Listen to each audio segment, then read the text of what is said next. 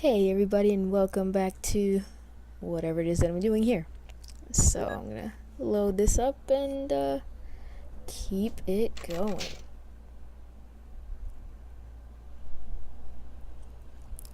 This message never gets old. First of all, the font is kind of small and all, that's fine. RE2 of course got it right.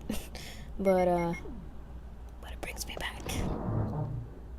By the way, I love whenever Jill opens the item box, how all time and space just instantly freeze like that. Like she literally is frozen in place. Tell you, man, that box has some magical abilities, just saying. So what are we doing here? What exactly am I doing here? It's easy to sort of forget where I'm at because I play a little further ahead, as you know, and I do the commentary post gameplay. So, by the way, I'm kind of thinking of doing an intro. I have it set up. I just need the right song. It's gotta build like I'm in a nightclub and the DJ just drops a sick ass beat. It's gotta be something like that. You know me. Richard, what happened? Here we go. Oh, Jill, this house is dangerous. There are terrible demons. Ouch! You're wounded. What kind of demon attacked you? It was a huge snake and also poisonous. Ugh. Poisonous? Oh no. Richard, hold on. There is serum. Oh no, I should have brought some with me. No problem. I'll go and get it. Thanks.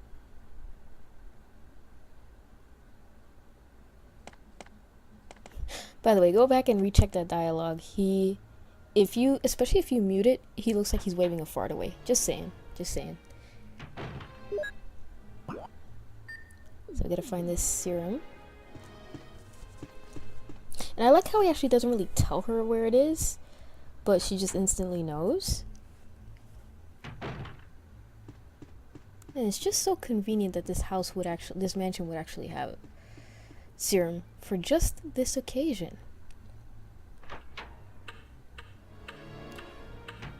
Did I kill the zombie in here? Or were there two zombies in here or just one? I can't remember. There might have been two and I killed one of them that was in the way.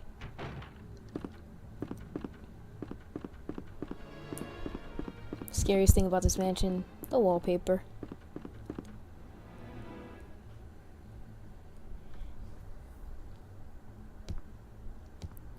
You know, just the other day something really funny happened to me, really stupid actually, and it was kind of my fault. I was I went to work and I just so happened to be wearing a red shirt, and then smartly I decided to go ahead and go to Target. So guess who was Little Miss Popular? All of a sudden this random dude, I was looking for something, and all of a sudden this dude just starts asking me, hey, GPS. I'm like, why is this guy talking to me about GPS? I know nothing about GPS systems, except how to use them. And so I just kind of looked down and I said, oh, okay, whoops. Not the best day to be wearing red. My gosh. Although that does open up to some possibilities. I've become kind of a bit of a prankster. It's just how I get my kicks sometimes. I used to do phone prank calls, but really innocent, really innocuous kind of thing, just pretending I'm calling from certain stupid fake organizations, and that was it. I used to have this app. I used to have the iPhone, and there was an app on it. I don't know if the app is kind of for the Droid as well, but it was fun. A lot of fun. Here's the serum. Richard, hold on. I'll give you a shot now. Jill, here's my radio. You should Keep it. I'm... No! Richard! Jill, be careful.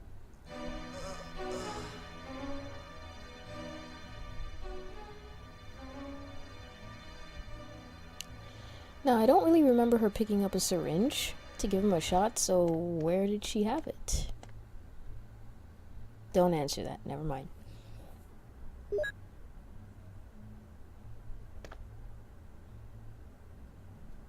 By the way, I'm not sure if you can make it fast enough to save him. I think not. I think I don't know if it's the case that if you're too slow that you just don't get the radio.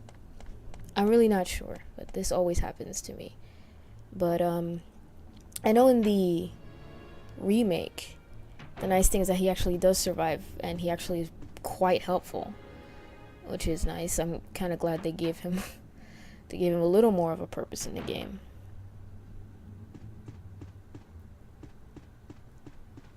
Yep. Oops. Wrong way. Quick U-turn. That's a bit of a Freudian slip there, I suppose.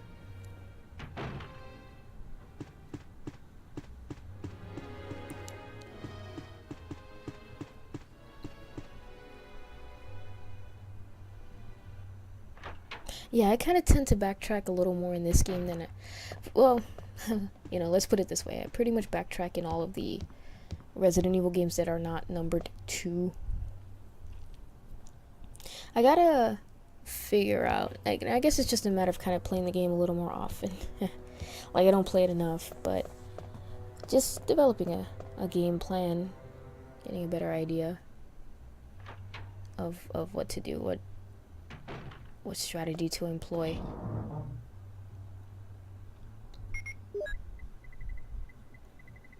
By the way, I do have a lot of green herbs, and I will get some more green herbs, so I might do a little editing somewhere where I'm combining herbs, and then you guys, you know, I won't put you guys to that.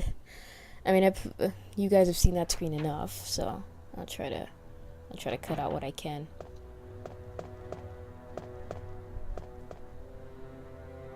You know what's funny though? Like, if you listen to the voice acting in the game well, you get voice acting mostly for Jill. And right now I'm going to the last door that the armor key is required for.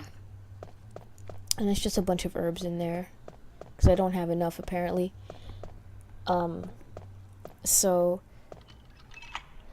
you listen to Jill's voice actor, and then you listen to Chris's voice actor too, and it's like, to me, maybe I just have a bad time, like, telling how old people are, but, like, in the game, Jill is 23, and then Chris is 25 in this game, 1998, setting for the game. But they sound a lot older than they actually are. I don't know if I'm the only one that kind of feels that way, but, like, they sound older than their depicted ages. And to me, that, you know, I can ignore the bad voice acting element of their actors' performances, but to me that kind of stands out. And it just kind of reminds me of, like, when I was a kid, this perception that I had of people that were older than me. So, you know, when I was a kid, you know, I would see teenagers, and I would see 20-year-old, 30-year-olds, etc., etc.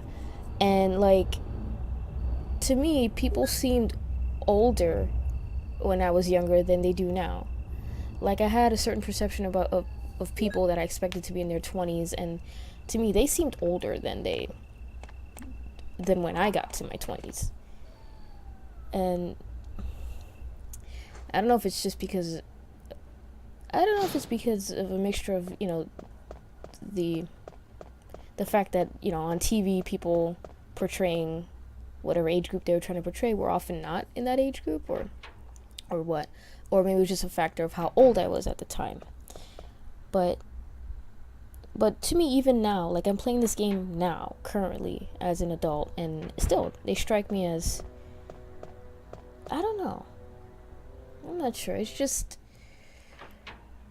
and I guess it's also what they do in the games, like what these characters do in the games, that it's hard for me to. I always have to kind of remind myself, oh, this character's only 23, this character's only 25. So, alright, so just a couple more quick things that I need to take care of before I fight the snake, and be on my way.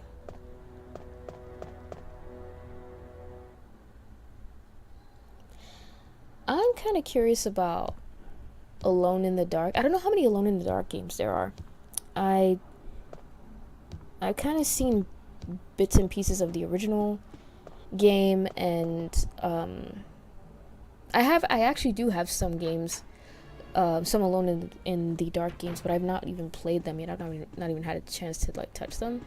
I have one for the PlayStation 1 and then one for the Xbox 360. So kind of interesting. It's kind of sad that the only knowledge I have of Alone in the Dark is the is the Uwe Boll movie. Oh my gosh, I've not seen it, but I've seen reviews of it. So, from what I've heard, it's actually, perhaps not surprisingly, not close to the source material at all.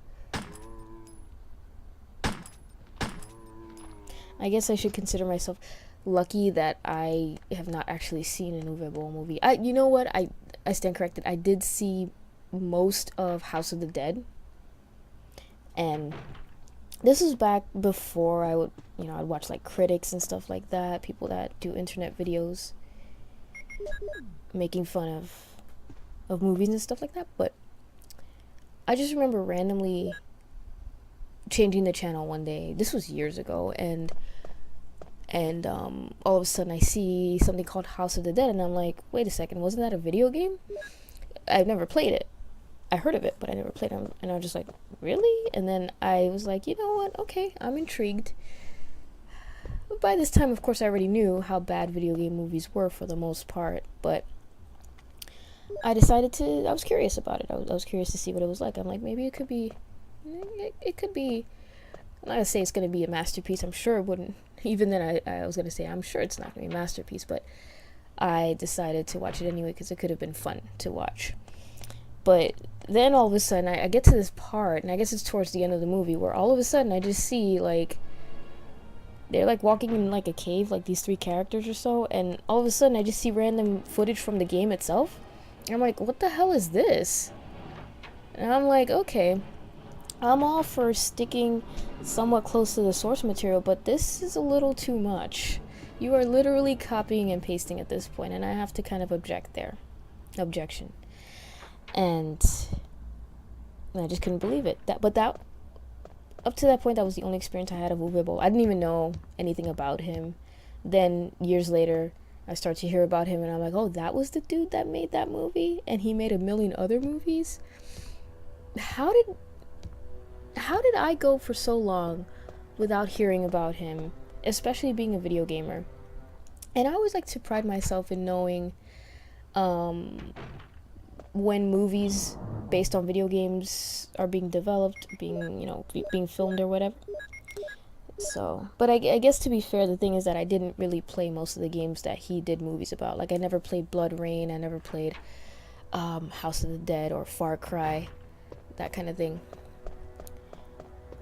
But of course, I think it's obvious here. Just look at the game that I'm playing right now. My kind of guilty pleasure in terms of the video game movie adaptations is Resident Evil. And of course, what number are they up to? I think they're going to release a 6th movie. That's what I heard. I haven't heard anything else about like when it's going to be released, but I kind of hear that they're going to start. I don't know if they started filming yet or whatever the case might be, but the thing is that actually, I mean, it's probably not going to surprise you guys, but I think the movies are absolutely ridiculous. Like, the first movie, if you've seen it, the very first movie, was actually kind of interesting because it had, you can consider it an alternate universe, not an alternate universe, how do you say it? You can consider it as within the universe of the games. And I think that's acceptable. What actually helped the first movie, in my opinion, is the fact that they didn't portray the video game characters. They just had a group of other people dealing with the same, similar circumstances. But then, to me, where they screwed up, and a lot of people like the second movie, I kind of don't, because I really didn't like the way they portrayed Jill. And I'm not the biggest fan of Jill Valentine, I just like other characters better. But even I was just like, wow, this is ridiculous. And that was just kind of the trend with all the other movies. So where all the video game characters, all the Resident Evil characters that they portrayed just were completely, like, useless. You see the games and you're like, wow, these characters are, like, so badass and stuff like that. And in the movies, they do absolutely nothing. Now, Claire in particular was really, really horrendously, like, portrayed because, first of all, at least they tried to make Jill look like Jill. Okay, and I give them points for that. But to me, that goes a long way. They made the effort to make her look like the Resident Evil 3 version of her, and then they did it again with the Resident Evil 5 kind of blonde battlesuit version. And all the silliness of that aside, to me that gets points. They made an effort to make her look like her. And they kind of characterized her too. She kind of had that characterization a little bit. So I said, okay, except for the whole ridiculous part about, like I said, Jill doesn't do much in the movies, at least without Alice kind of saving her ass, which is stupid. Someone could say this is Jill Valentine, and I'll say, you know what, I believe that. But now you get to the third movie, Extinction, and I'm like, that's Claire Redfield? Are you kidding me? Now, Claire's my favorite character, besides Wesker, of course. And I just couldn't believe it. They made no effort to make her even look like the character. And like I said, to me, the physical appearance is, to me, it's something significant. And make an effort. I understand they were trying to go for a different kind of, an alternate universe where it's just like, oh, it's post-apocalyptic times, which is stupid. But still, if you're gonna bother to go through all that, then you know what? Don't even worry about portraying any of the game characters anymore, because you sabotage the story anyway. You may as well just quit while you're behind. So it was just, her she didn't physically look like her. She didn't even like act like her at all. Like, to me, Claire is kind of this well-rounded character that has a sensitivity for young kids, but can also kick ass. And the characterization of Claire in the movies was just so bland and so dumb that it was, for me, it was like easy to forget that it was her. And I resent that. I absolutely resent that. So, but even so, I said it's guilty pleasure because I think the action is good in the movies, and because there's so many female leads, that's one big thing for me. It's just kind of like, wow, okay, that's something. Oh my gosh. But they're fun to watch. You have to kind of swallow the disgusting bile that rises in your throat, because it's a butchery of the Resident Evil story, and sometimes that's difficult to kind of process. But to me, they're good action movies. Like, and some people might say that's not saying much, but I've seen plenty of other video game based movies where it's just not fun to watch at all. Like, it's just a complete train wreck, and it's not even a train wreck in a funny way, like The Room, haha, or Birdemic. It's just train wreck sad. Like, it's just like, or train wreck boring. Like, I tried watching Double Dragon, the movie, and it was the most boring thing I'd ever seen. It's not even, at least Street Fighter was funny, that movie, the first movie. I don't really remember the second movie, but at least it was kind of funny. Jean-Claude Van Damme, you know what I mean? But Double Dragon was just miserable, and I got bored after 5 minutes. I had to change it. So, I don't know. We'll just have to see.